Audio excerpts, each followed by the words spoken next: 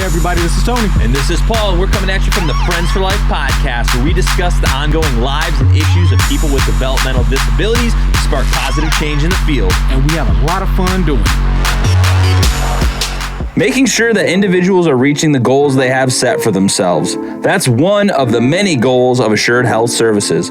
If you're looking for a residential care provider or searching for ADS services, Assured Health is your go-to place. Assured Health, helping others succeed. Learn more at assuredhealthohio.com or call 419-442-8066. All right, Steve, Dawn, welcome to the podcast. Thanks for joining us today. We're very excited to be here at Synergy. It's been a blast so far. We've got to talk to a bunch of amazing people.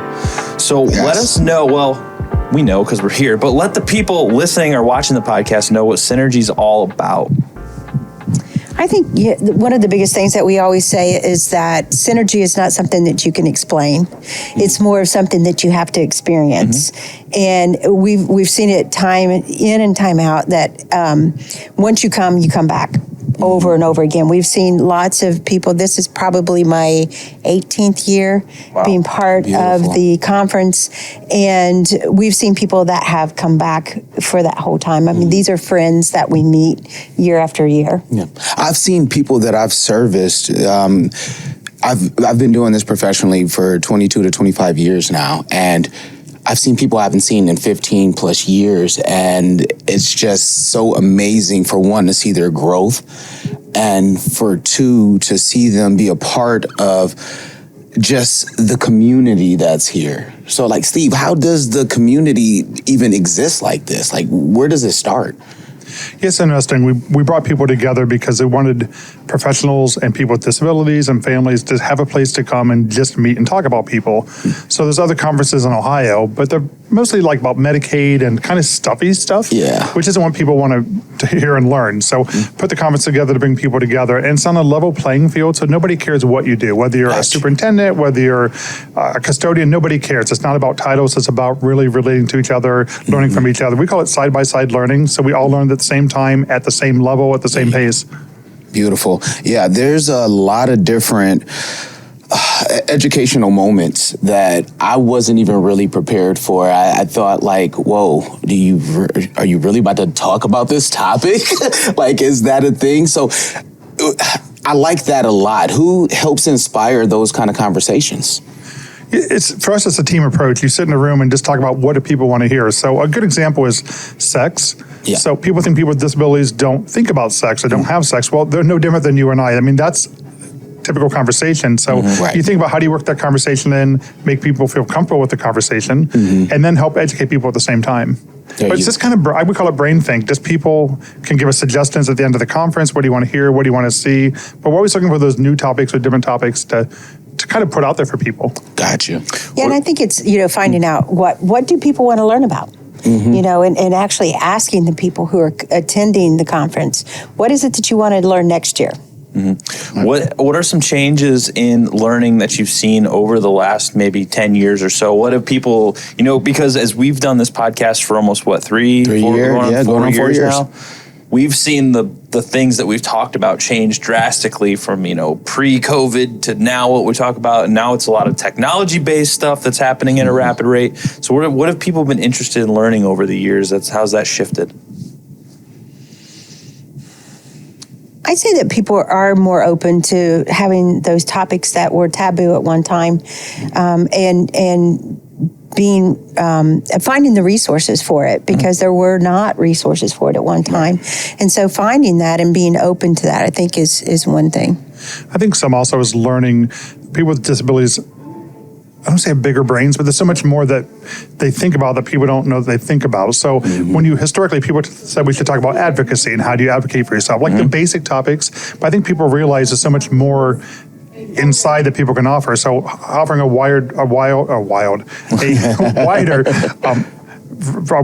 me start over. I like that. Right. Offering a wider selection of topics helps people then explore where they want to learn and, get better at what they're doing.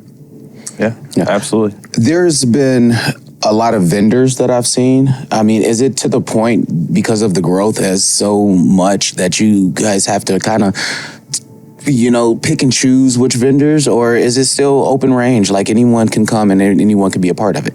So vendors keep growing. Every year it's bigger and bigger. And what we hear, we heard it last year, we heard it this year. They feel like this is a conference where people are having fun, people care. They feel inspired when they leave here. So people want to come to this conference. Like they're already talking about the evening events night and networking. Yeah. Vendors don't get to network typically. I mean, you have a breakout, you come for lunch, people see you for 2 minutes and they leave. But here they get to see people, talk to people, talk about the services they provide, but also hear people say, like, I want something different that you don't offer yet. Can you help me get that? Gotcha. So I think it's a good both way, a win-win for everybody. How do you choose the venue? I mean, we're here at beautiful Kalahari, and I mean, somebody can go and get into people, but like, how do you choose that? Yeah, so our numbers are big, over 800 people. So your hotel choices are not good. You can't find conference space. You can go downtown Columbus, but it's downtown Columbus. You're talking traffic, you got to pay for parking. You can go to an expensive hotel, but rooms are like $299 a night. So we're trying to find hotels that are affordable for people with disabilities, parents, and county boards at the same time as space where we can do 4 or 5 breakouts, have dinner together, have fun. And those spaces are very few and far between in Ohio. Yeah, and this is great because you have a water park, so you can play in the water park, you can come to sessions, so there's enough to do here to keep people busy for 3 days. And Kalahari, no disrespect when I said people, I'm just people, pee, and pools. It's a fact. It's part of the gig when you go to a public pool. That's all something we deal with. Don does it all the time. Edit that one out. Well, no, I wasn't sure what to expect when we got here last night, and I come downstairs, get ready to sign in, and there's just people everywhere having a good time. It's awesome. It's glad to walk out here and see so many faces that we've had on the podcast up and down the hallways. Didn't expect that because we're out of Northwest Ohio, which is, relatively close to here. I guess you could still consider this Northwest Ohio, maybe. I'm not sure. It's getting a little east. It's getting towards the east. But no, it was great to see so many familiar faces, and this community is big, but it's not that big. You know what I mean? So it's great to see a lot of familiar places. Do you see this growing? Is it growing every year? How has it been going? Every year. It used to be 300 people, then 400, then 600, now it's over 800. So it continues to grow. Our hope is we can get out of Ohio and get people from other states to come in. Nice. What we hear all the time and from people in the field, there's no conference like this anywhere in Ohio where people just are equal and having fun and learning. Like, you don't go places and see this experience. And I've been to a million conferences and I've not seen anything like this either.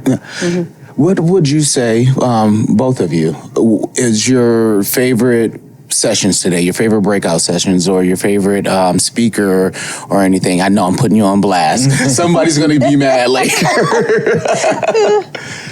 Well, it's hard for me to say that because I've been at the registration desk all morning. So I've been working all morning, so I haven't had the opportunity to be at any sessions. So if you wanted to go to one, which one would you pick? I probably would have picked our keynote speaker. Okay. To be able to go to see her session at the beginning and then also the one that's going on right now. Gotcha. I would agree with that. I've been busy too, working all the time. So yes. Well, your work is definitely respected, understood, and appreciated. Because all I do is see happy faces as I've been around. Like, it's definitely worth it. The Reliable Drug and Alcohol Testing Clinic is a leading provider and convenient source of pre-employment and occupational type testing. Their clinic provides services to a wide range of private businesses, healthcare facilities, and municipal and county courts. Reliable is an independent, locally owned clinic. As a result, they provide their services at a lower cost than the major hospitals, have faster turnaround times on test results, and eliminate the long waits typically incurred at these larger facilities. To learn more, visit reliabledrugtest.com. So where did this spring from? Where did this conference come from? Because that's kind of like, there's a billion trillion conferences out there. I just came back from a conference in Alabama and I went to a conference in New Orleans this year. They're all over the place. And it's just like, where do all these conferences come from? But they're always really useful. There's so much good information to get. So where did you come up with the idea, or when, how, why, So PAR puts on a conference every year, Professionals, Advocates, Resources. So we put on conferences year after year, and it was professionals always coming to our conference. And it was a full conference.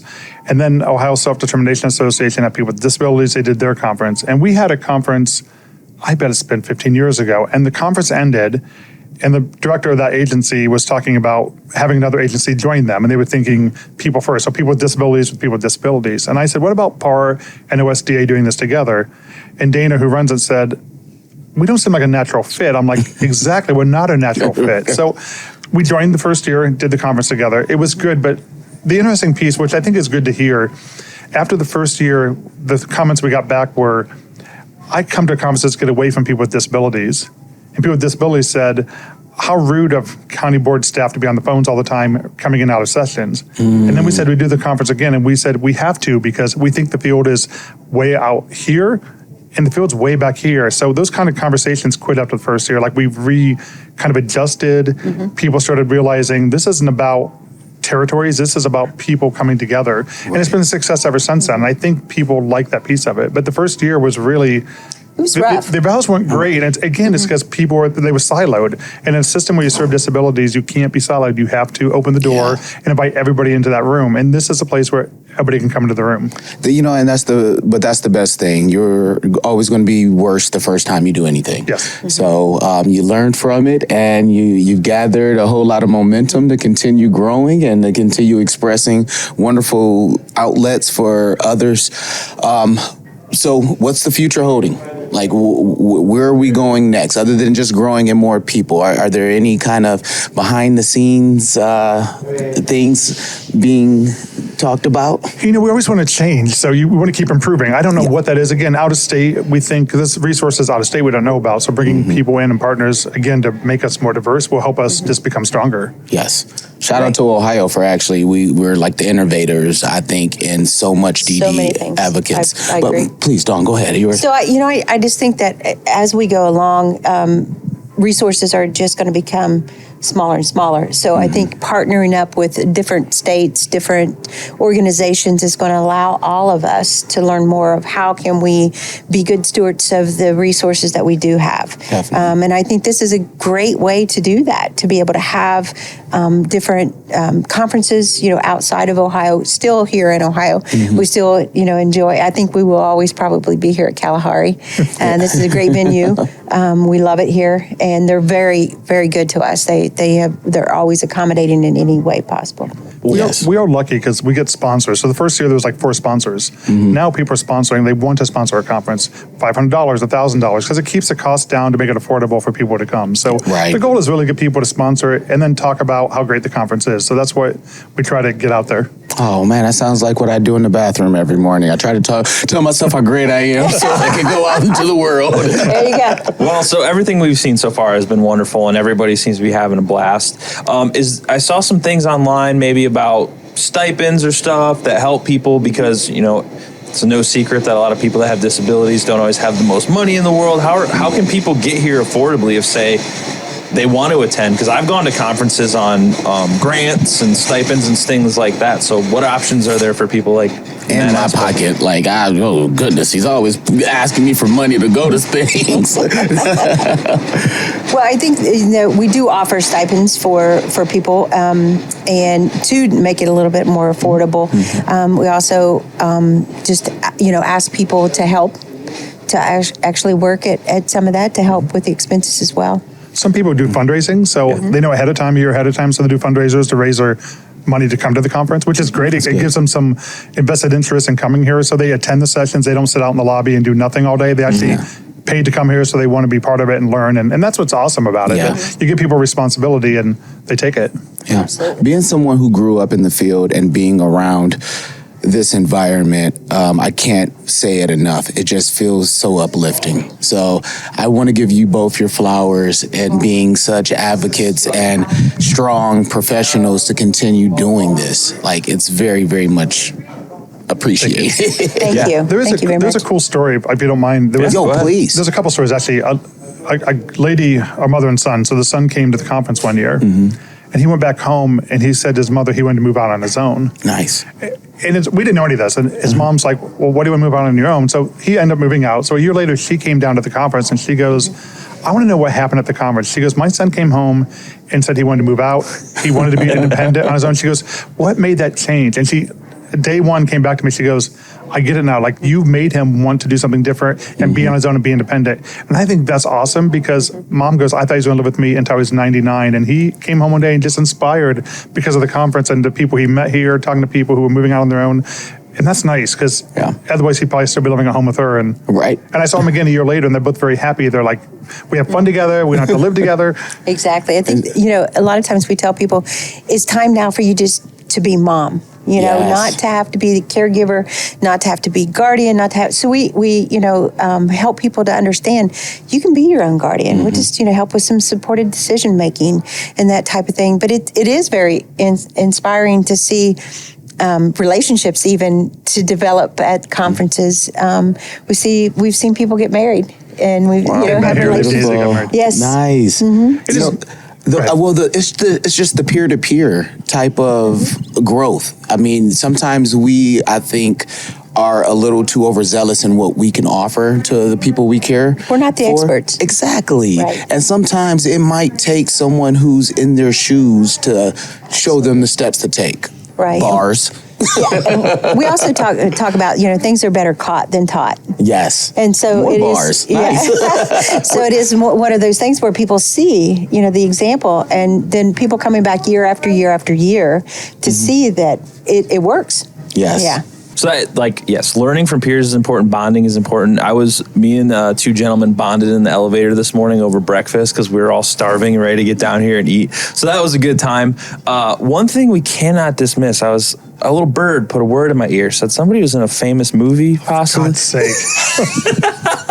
I was told you were not allowed to leave the podcast. I'm not telling you who told me this. We already know. We can tell you who said it. Yep, you probably are right, Yes, too. exactly. So what was that all about? I was actually in the Shawshank Redemption. Great. I have a 1 second close-up in the Shawshank Redemption. Beautiful. At the opening. No, it's in the middle. In the middle? Middle of the It movie. is? Yeah, middle of the movie. I thought it was at the Yeah, beginning. middle of the movie. Okay. This has nothing to do with the conference. How did that end up happening? So I'll give you the long story short. So filmed where I lived in Mansfield. They asked me to come out. Well, you had to go audition for the movie. So I auditioned, but she asked me to be there the whole summer long. And I worked at the State Department. I couldn't just quit my job and go there. So I initially got cast in the shower scene, the nude shower scene. But I was lifeguarding that summer too, so I was really tan and white. And she's like, you would never look like that in prison. So thank God now with my career, I didn't do that. But Good choice. I went back to the State Department, and it was the last week. She goes, I remember your face. I remember you came in. She goes, I want you in the movie. Can you stop in and film for the last week? I'm like, I can take a couple of days off, and filmed and got a close up in the movie. And it's kind of cool that she remembered after 4 or 5 months, thousands of people. She remembered me, called me, and said, would you come in and film? And that was nice.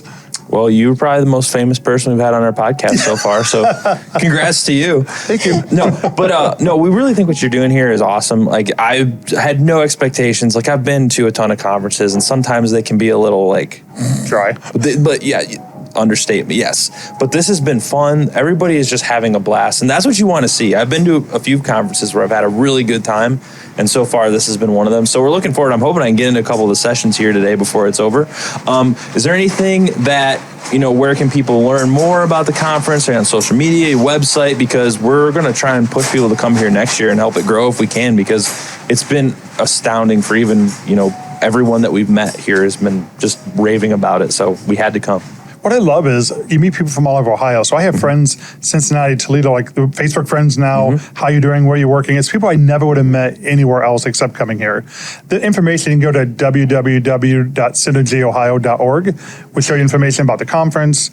We also do PAR, which is www.par-ohio.org. Okay. And I'll talk about trainings, regional trainings, lunch and learns, so people can go and and we do a conference as well. So places to learn about both organizations. And we kind of skimmed over PAR. What is PAR, really quick? I'm not sure what that is. So PAR stands for Professionals, Advocates, and Resources. Okay. And what that is an organization that came together, what was it, 1968? 68.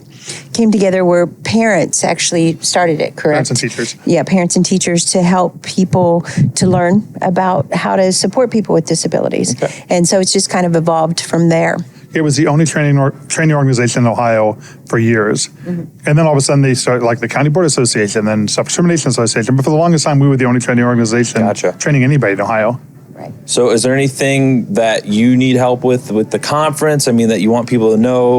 Obviously, with raising funds is a big deal. What are you looking for? And then we wrap it up. I don't want to keep you here all day because I can. I'm a podcaster. That's what I do. Sponsors are always important, so we always look for sponsors. Ideas, if people have topics you want to hear at a conference, things you want to learn about. Speakers, because finding speakers is not easy. Sometimes in our system, you hear the same speakers at every conference. So really finding people that are kind of outside of our system is good to have come down to the conference. We always need like silent auction, raffle items. I mean, there's many ways you can be involved if someone wants to take the time to get involved. And again, you do an email off our website, again, www.synergyohio.org, and you can do an email to us and we'll get back to you. Well, Steve, Don, thank you so much for coming on the show. We'll let you get back out there, do your important work, and we're looking forward to talking to more people today. Thank you. Thank you. THS Remote Supports is clearly focused on improving independent living through dynamic and personalized services. Their systems have been carefully developed and perfected to ensure that everyone receives the best care through the least intrusive means possible.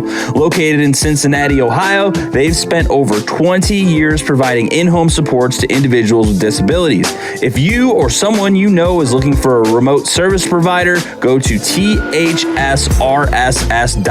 or call 513-882-9088.